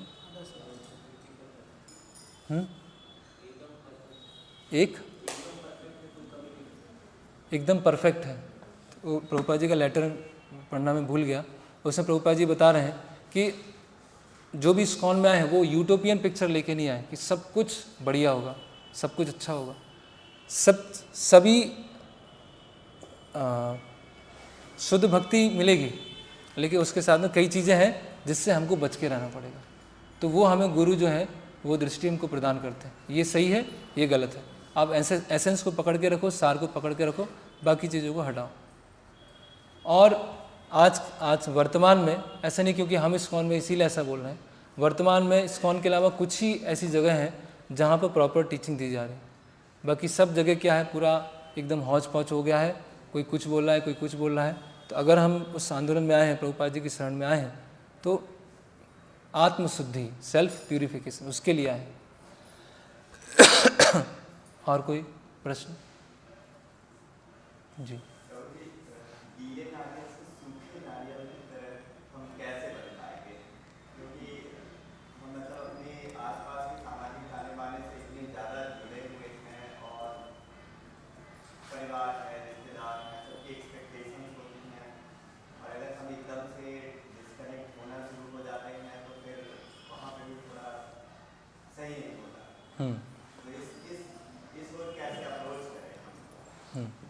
तो ये एक बहुत बड़ी चुनौती होती है।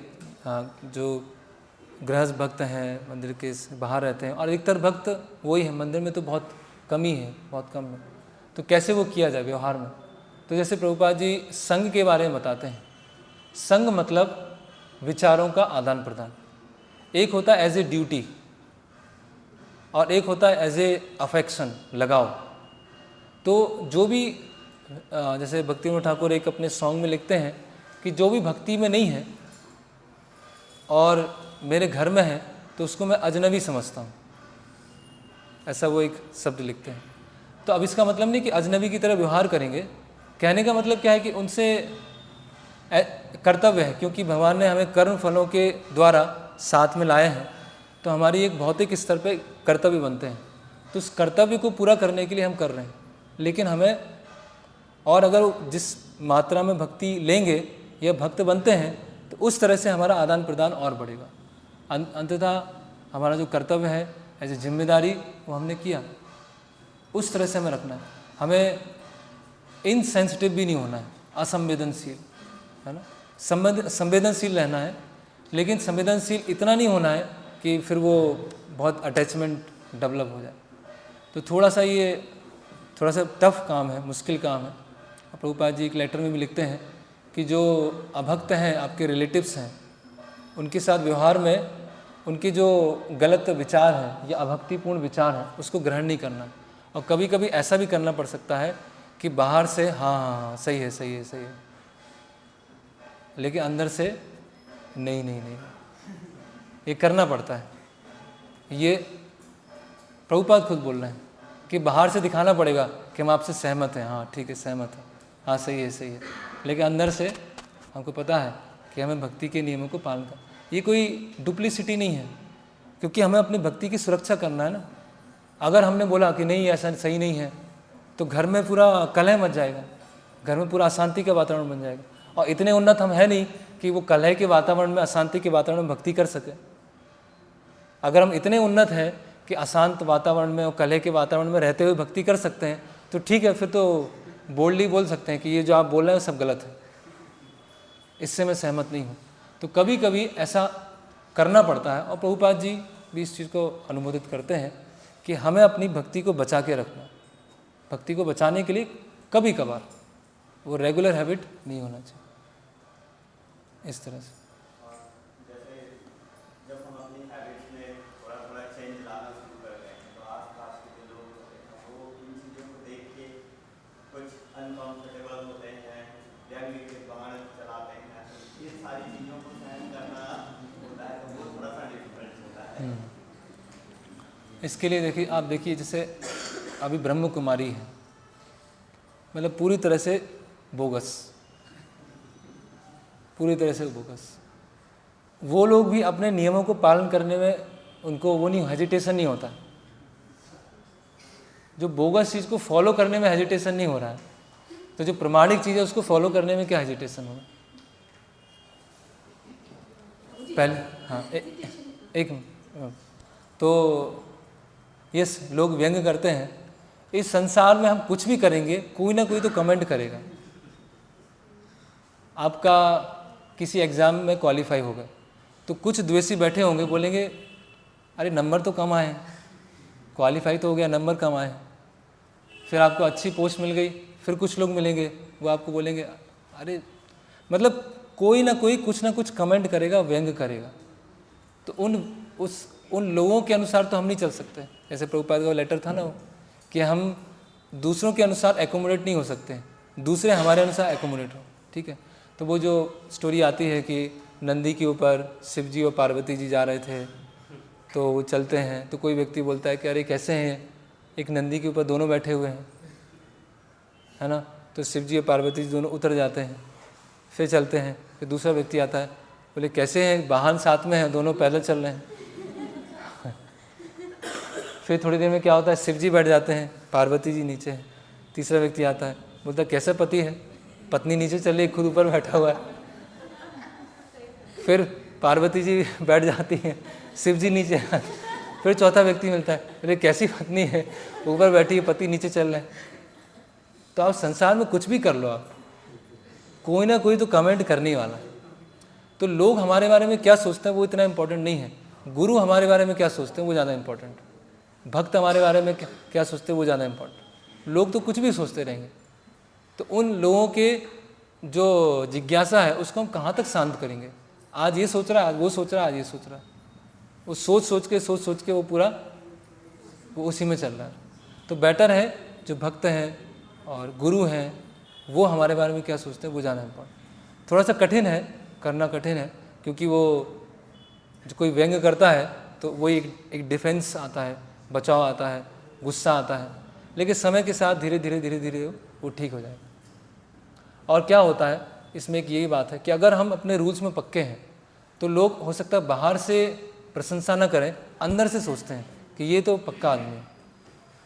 क्योंकि बाहर लोग क्या है, बहुत सुपरफिशियल है, कमेंट पास करना, जोक्स करना, किसी को कुछ बोल देना बिना सोचे समझे, सब लोग ऐसे ही हैं। लेकिन कोई व्यक्ति बोलता है कि वो अपने नियमों में पक्का है, उसकी एक इंटीग्रिटी है, जो करता है मतलब अच्छी तरह करता है, तो उसको कुछ समय में क्या फील होगा, ये तो पक्का आदमी है, तो उसके साथ थोड़ा सा अच्छी तरह से व्यवहार करना।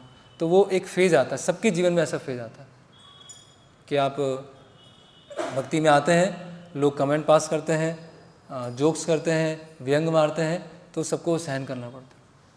जैसे कॉलेज में था तो पहले क्या था कि जैसे फ्राइडे को कोई मूवी लगती थी तो फर्स्ट शो देखने जाते थे। तो अभी भक्ति में आने के बाद सब कुछ छोड़ दिया। तो सैटरडे को आया, सैटरडे को सब हॉस्पिटल में आए हैं और फिर डिस्कस कर रहे हैं कि आ गए महाराज जी, आ गए, अपनी कथा सुनाएंगे। अभी बैठी महाराज जी, कथा सुनाइए, आपने क्या सुना। तो ऐसे वो कमेंट करते थे। तो अभी क्या उनको क्या बताया जाए। तो वो तो तृणादपि सुनीचे तरोरपि सहिष्णुना अमानिना मानते न कीर्तनिया सदा, सहन तो करना पड़ेगा जी। और क्या पूछ रहे थे जी? और जी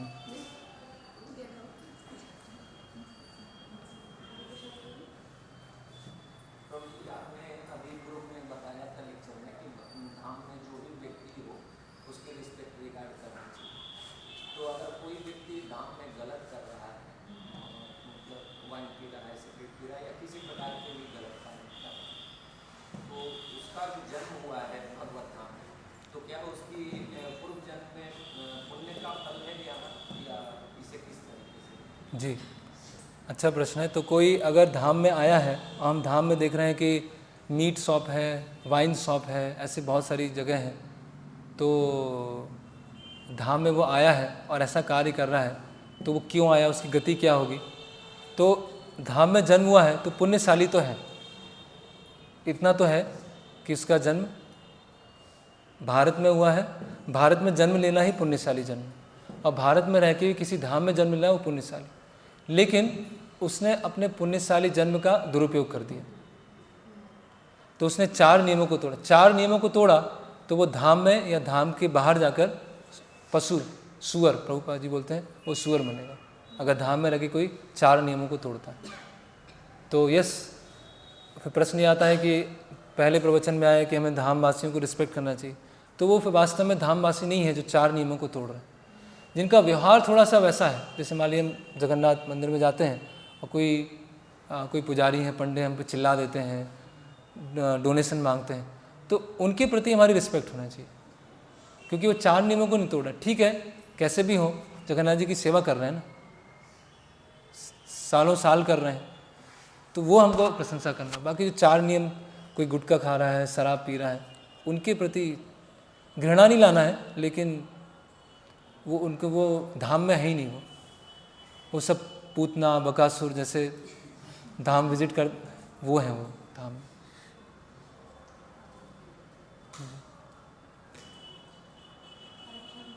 जी जी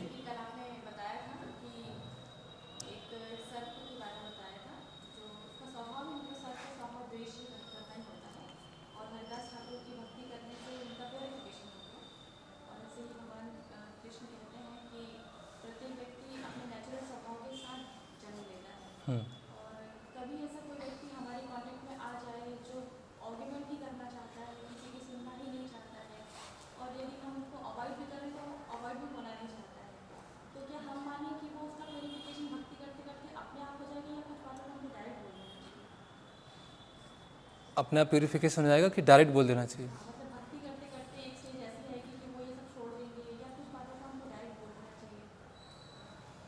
मतलब क्या उनको समझाना चाहिए कि गलत कर रहे हैं इस तरह से? तो अगर प्रश्न ये है कि हरिदास ठाकुर के प्रभाव से जो सांप जो था द्वेषी, वो पूरा चेंज हो गया, ठीक है। तो अगर हम, कोई हमारे साथ में है, मतलब कोई हमारा संबंधी है और एक स्वभाव है और स्वभाव चेंज नहीं हो रहा है, तो फिर हमको डायरेक्टली बोल देना चाहिए, ये समय के साथ चेंज हो जाएगा। देखिए, दोनों परिस्थिति बहुत अलग है, वो निर्भर करता है कि हमारी भक्ति भी कितनी है। हरिदास ठाकुर के प्रभाव से माया देवी भी हार गई। जैसे मान लीजिए हम शिकार करने गए जंगल में और शेर आ गया, तो डर जाएंगे ना। तो हमारी क्षमता कितनी है, जैसे हम किसी को, पानी में कोई डूब रहा है, ठीक है, और हम उसको बचाने गए, हमें खुद तैरना नहीं आता और हम बोल रहे हैं कि हम बचा लेंगे, मेरा हाथ पकड़ लेना मैं बचा लूँगा, और जो पानी में डूब रहा है वो हाथ पैर मार रहा है ऐसे ऐसे, और उसने हमको पकड़ा और हमें भी खींच लिया, हमें तैरना नहीं आता। तो हमारी भी स्ट्रेंथ कितनी है वो भी हमें देखना चाहिए। अगर हमारी शक्ति नहीं है और ऐसे किसी को प्रचार किया कि वही हमें अपनी तरफ खींच लेगा, तो वो भी ध्यान रखना है, पहली बात ही। तो दूसरा ये है कि अभी उनको डायरेक्ट बोल देना चाहिए समय के साथ।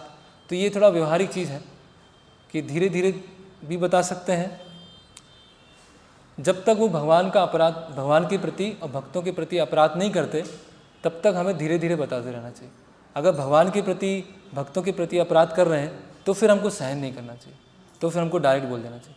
क्योंकि कोई भगवान की निंदा सुन रहा है और भक्तों की निंदा सुन रहा है और वो चुपचाप है, तो वो सुनना भी अपने आप में अपराध है।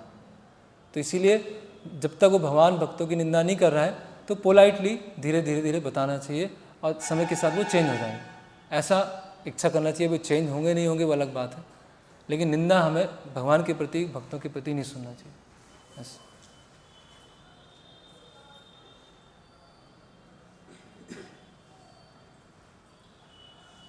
तो यहाँ पर हम समाप्त करेंगे। पूरे लेक्चर का सार ये था कि जो हम सब आए हैं आत्मशुद्धि के लिए, शुद्ध भक्त बनने आए हैं, और क्योंकि सब वैकुंठ चेतना में नहीं है उसकी वजह से बहुत प्रॉब्लम्स भी होती हैं, लेकिन हम एसेंस को पकड़ के रखें तो हमेशा प्रभुपाद जी के अनुयायी हैं, उनकी शरण में रहेंगे और इसी जन्म में भगवत धाम जा सकते, इसी जन्म में हम पूर्ण शुद्ध चेतना में आ सकते हैं, है ना। कैसी भी स्थिति हो, कोई परिस्थिति हो, रामानुजाचार्य एक जगह बोलते हैं कि कैसी परिस्थिति हो, आप साधना नहीं कर रहे हैं, सेवा नहीं कर रहे हैं, कुछ भी नहीं कर रहे हैं, मन पूरा भागा जा रहा है, समहाउ अदर भक्तों के साथ में आप रहिए। बस कुछ भी हो जाए, कैसा भी हो जाए, आप साथ में रहिए। आपकी कुछ भी नेगेटिव में माला चली जाए, कुछ भी हो जाए, लेकिन भक्तों के साथ में रहेंगे, कैसी भी परिस्थिति हो उससे हम ओवरकम कर जाएंगे, है ना। हर तरह के भक्त हैं, बहुत सिंसियर भी हैं और कुछ अल्टीरियर मोटिव से भी आते हैं, कुछ प्रारंभिक अवस्था में है, कुछ मध्यम अवस्था में है, कोई बहुत शुद्ध अवस्था में है। तो एसोसिएशन लेते समय भी हमें बहुत सावधान रहना है। हरे कृष्ण। श्रील प्रभुपाद की जय। भगवद गीता यथारूप की जय।